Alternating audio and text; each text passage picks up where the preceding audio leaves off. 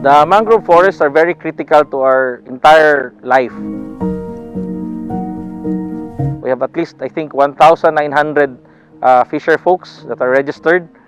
And with that, all of them are very dependent on the mangrove forest, which serves as the breeding ground and the home of the various species of high-value marine species. In 2010, Del Carmen was almost called the illegal mangrove cutting capital of the Philippines and practically home to a lot of illegal fishing activities.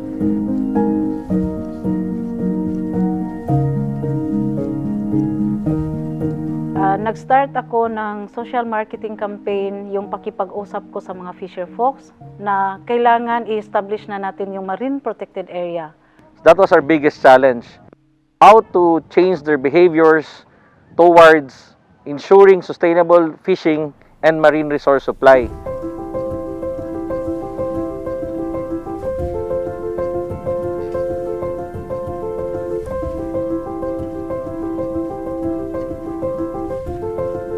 Unlike farmers, the sea has really no tenurial instrument. So there's no clear ownership of who manages what.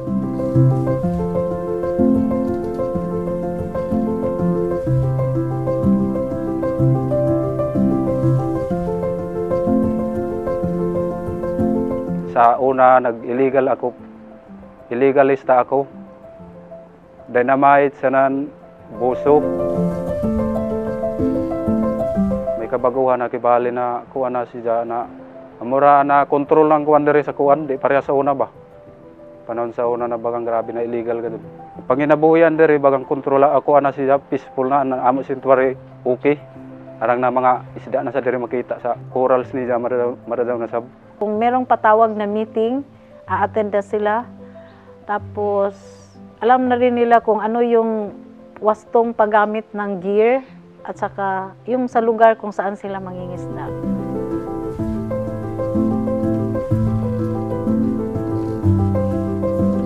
Dako nga kanang apekto sa amo nga walay mangroves diri kay ang mangroves nagasilbi pud siya og panagang kung naay mga big waves, storm surge ug typhoon.